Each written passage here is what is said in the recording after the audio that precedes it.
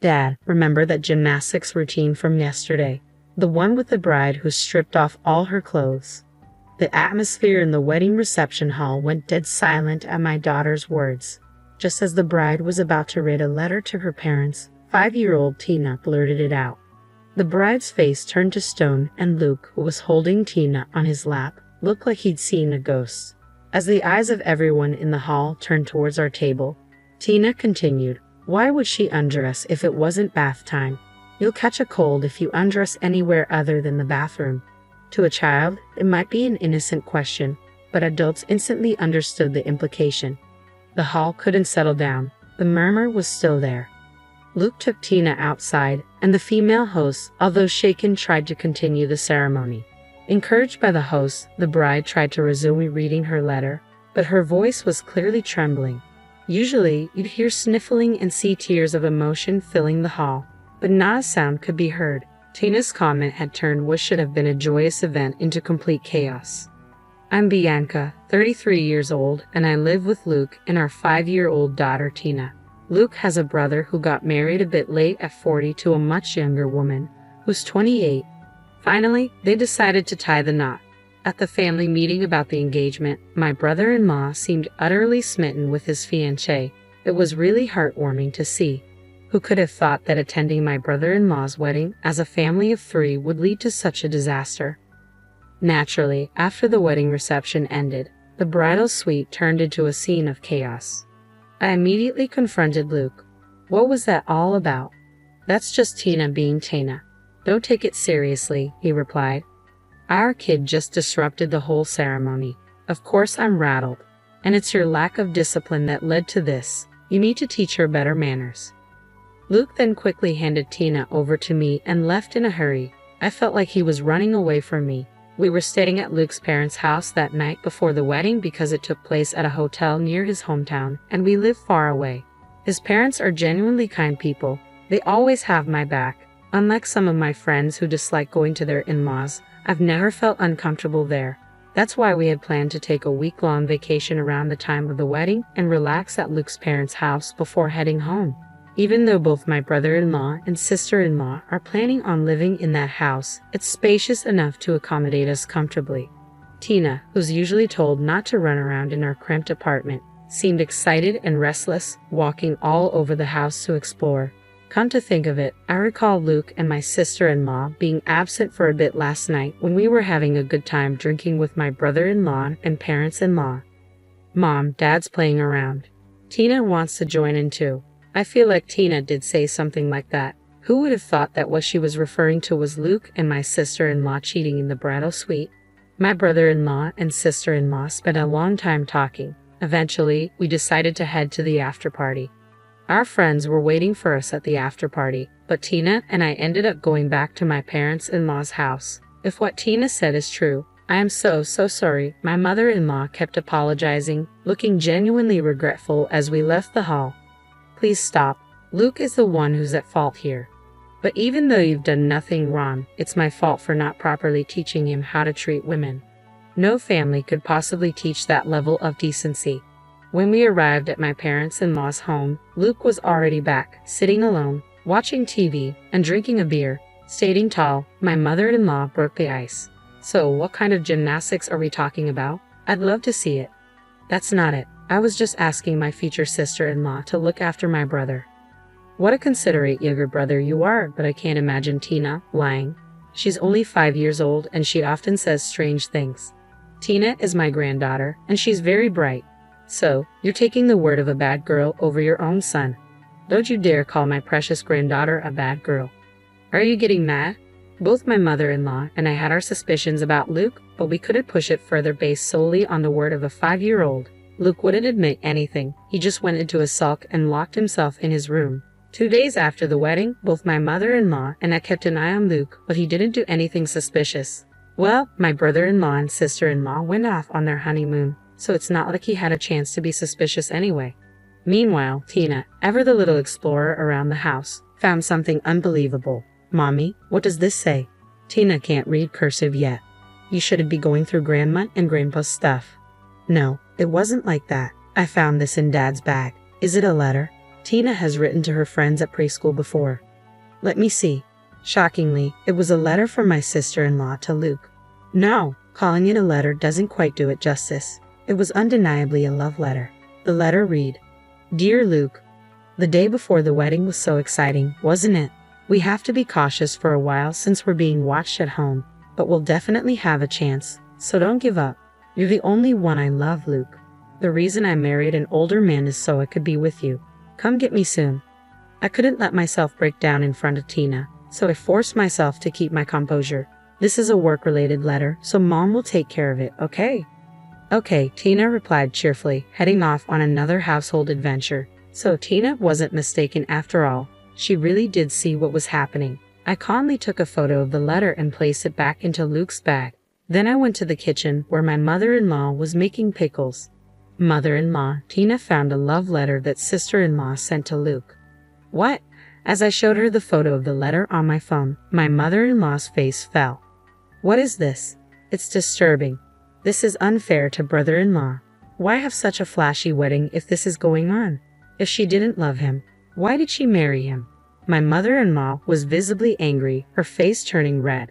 At this point, I decided to tell her something that had been bothering me. Luke said he has to go back alone tomorrow because work suddenly came up, even though he was supposed to be on vacation. My mother-in-law looked up at me, deep in thought. Doesn't that seem odd? Exactly. My mother-in-law and I exchanged glances, both of us seemingly concerned about the same thing. The timing is just too perfect. Plus, his brother and his wife are on their honeymoon in Hawaii. Do you think they're planning to meet up there? I nodded in agreement. I hate to say it, but brother-in-law is a very kind person who is unfortunately a bit naive and easily deceived. There is no doubt in my mind that the two of them plan to have a secret meeting without brother-in-law noticing. After all the trouble to finally get married, he ends up with a woman like that. It's even sadder because they seem so happy. Let's go with that. Mother-in-law suddenly stood up and began washing her hands. All right, start packing for Hawaii. Your father's coming too. What? I was genuinely surprised by mother-in-law's sudden declaration, but she looked at me and smiled, clearly pleased. We're going to expose everything. Do they have any idea how much we spent on that wedding? Just because he's marrying a younger woman, we even chipped in 30 grand. This is no joke. We're definitely getting that back. I couldn't help but applaud mother-in-law's determination and immediately started to prepare as well. For some reason, mother-in-law seemed strangely excited, and deep down, I was excited too. Just wait, we'll make them wish they were never born. The next morning, Luke was having breakfast, trying too hard to keep a straight face. It's really a shame you have to work after finally getting some time off. Just relax and enjoy your time. Even though no one was listening, Luke loudly announced his departure, then left in a flurry. We quickly packed our bags. Our parents-in-law, Tina, and I left about 2 hours later. Luckily, we got the tickets and a hotel with no issue. Tina was thrilled, shouting and playing. We chose a lodging spot a bit away from the hotel where we heard brother-in-law would be staying, so we wouldn't attract attention. Upon arrival, mother-in-law decided to call brother-in-law to see how things were going. How's Hawaii? Responding to mother-in-law, brother-in-law's relaxed voice came through the speakerphone. It's warm and relaxing. We're planning to go to Sea Life Park, Hawaii tomorrow. Look forward to some souvenirs. Brother-in-law seemed to be having a great time but mentioned, well, my wife is going out to dinner with a friend who lives in Oahu tonight, so I'll be alone. Hearing that, mother-in-law lifted her gaze and exchanged glances with me. No doubt Luke and sister-in-law are probably having a secret meeting tonight. Well, enjoy Hawaii. Mother-in-law decided to hang up, perhaps concluding that now was not the time to say anything. It's sad for brother-in-law who is in the dark about all of this. Who would have thought we'd catch Luke and sister-in-law on a date as soon as we landed? Though we have valuable information, my emotions were a mess. I wished it were a lie. I wished it were just sister-in-law's one-sided affection, but Luke had followed her all the way to Hawaii. Ignoring this wasn't an option anymore. After discussing with my parents-in-law, we decided that father-in-law, who could blend in the most, should tail sister-in-law as she left the hotel for her date tonight. Father-in-law put on a hat and a mask, transforming into an unnoticeable passerby in seconds. Way to go, Dad. You're completely unnoticeable. Tina added. Grandpa is sus. She was delighted whether he was being praised or teased. Easily influenced by mother-in-law's words, father-in-law decided to stake out at a cafe in front of the hotel where brother-in-law and his group were staying. Hun, your mission is threefold. 1. Follow daughter-in-law as she leaves the hotel. 2. Confirm she's meeting with Luke. And 3. Keep an eye on her till she enters and leaves another hotel. Got it? Father-in-law nodded earnestly at mother-in-law's forceful instructions. Equipped with his high-sensitivity DSLR camera and a big telephoto lens that he bought as a hobby, he headed out. We were incredibly grateful to father-in-law, who willingly took on the task despite the long hours it would entail. Mother-in-law, Tina, and I finished dinner and returned to the hotel. After putting Tina to bed, we waited for father-in-law's return. Surprisingly, father-in-law didn't come back until 3 o'clock in the morning. Let me sleep for now, he muttered as he crawled into bed, looking exhausted. So we decided to hear the full story the next morning. The next day, as we looked at the photos father-in-law had taken while listening to his account, there was irrefutable evidence. True to his love for photography, father-in-law's shots were incredibly detailed. Even from a distance, you could see the two of them embracing clearly. So she really is cheating after all, I said, feeling the weight of the truth. It was a hard truth to accept for brother-in-law and me, but living a lie in a marriage was not an option. Seeing my downcast mood, mother-in-law asserted we should put an end to this difficult time as soon as possible. I couldn't agree more. On the second day, we learned that brother-in-law planned to go to Sea Life Park, Hawaii, so we decided to rent a car and follow him there. Inside the park, we left Tina with father-in-law while mother-in-law and I walked around. Soon enough, we spotted brother-in-law and his wife. Brother-in-law was genuinely interested in the aquarium displays while sister-in-law was glued to her phone, showing zero interest in the aquatic life. Just as we were about to approach them, mother-in-law's phone rang. Apparently, father-in-law had spotted Luke coming out of the restroom. They're probably planning to meet discreetly here as well without my son noticing. You're probably right. Let's wait for that moment. We kept our distance and waited for sister-in-law to make a move. As expected, within 10 minutes, she left brother-in-law, who was busy looking at souvenirs, and started walking somewhere. We discreetly followed her to a less crowded exhibit area. When she found Luke, she immediately leaped into his arms and hugged him. Seeing this without any regard for others, something inside me broke. I couldn't hold back any longer. I marched up to the embracing couple and pulled them apart. Luke was shocked, his eyes wide open at my sudden appearance. I unleashed several slaps on him right then and there. Ow, stop it. I honestly don't remember how many times I hit him. I hit him before mother-in-law stopped me. She grabbed sister-in-law, who tried to escape when we showed up. How dare you deceive my precious son? Sit down. Frustrated, Luke and sister-in-law sat down on the floor. To avoid causing a scene, we moved to the rental car. Brother-in-law was already in the car, looking sad. It seemed he'd heard about what happened from father-in-law.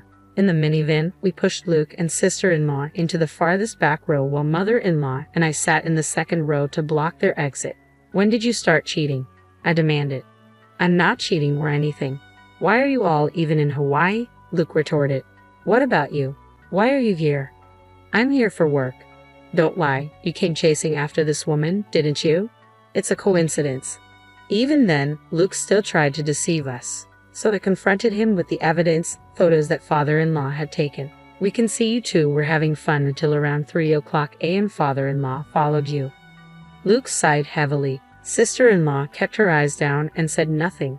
So what Tina said during the wedding reception wasn't a lie, was it? You two were exercising the night before the wedding, weren't you? Look, I was in a tough spot too. I was bothered when sister-in-law came on to me. I told her multiple times that I have a loving wife and daughter, so it can't happen, right? Just then, Luke started to shift all the blame onto sister-in-law, who responded with an incredulous "ha." Grabbing Luke, she yelled, "Who is the one saying leave my brother and be with me?" "No, I never said that," Luke shot back, and their argument began to heat up.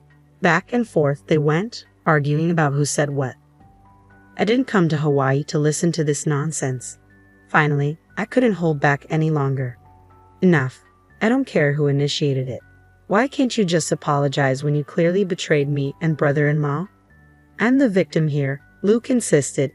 If you try to dodge responsibility anymore, I'll make your life a living hell.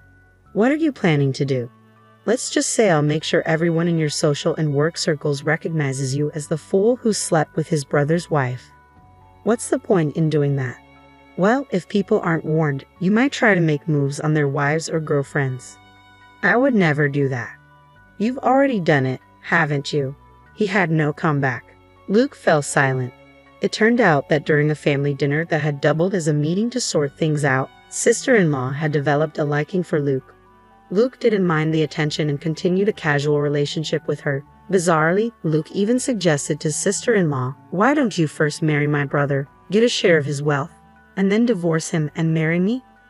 For some unknown reason, sister-in-law seemed to go along with it. Unbelievable. To be swayed by these two. Luke, who is supposed to be my husband, now looks utterly repulsive to me. This dirty man is all yours. I don't want him anymore, I said. Sister-in-law, surprisingly pleased with my words, turned to me and smiled. Really? What was all that fighting about just moments ago? But let me tell you, a man like this will definitely do it again.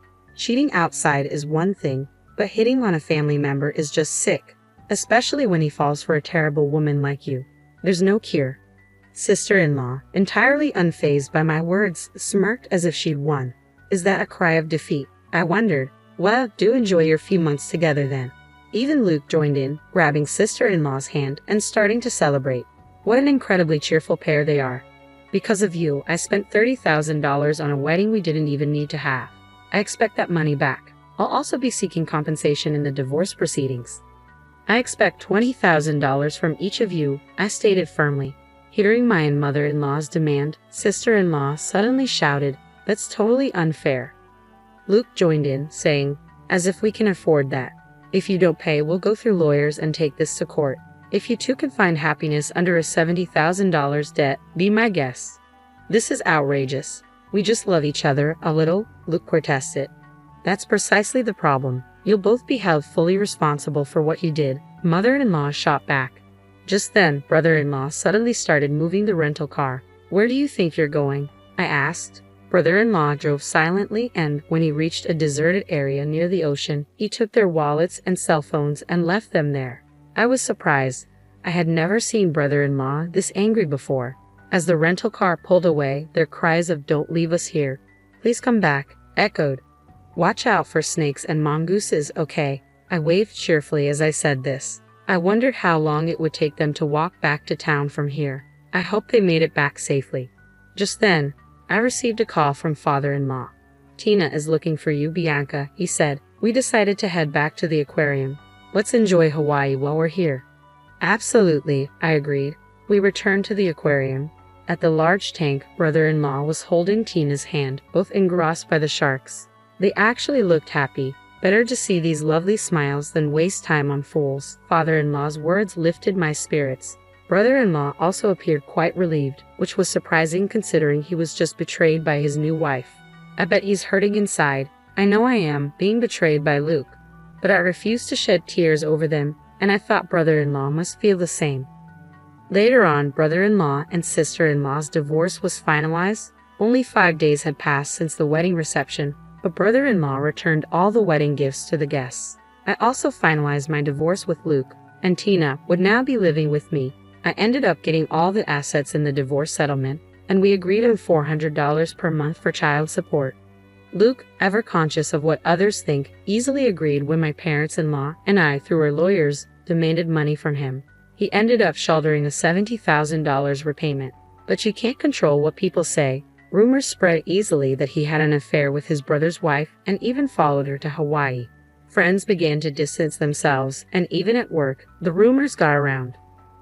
He got transferred from his high-performance sales team to a basement document storage area.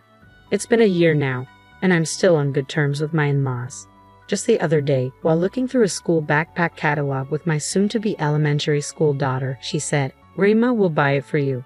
"No, Grandpa will buy it," I teased. "It'll be a lasting joke." The room went silent when Tina said, "Let's settle this with a gymnastics competition."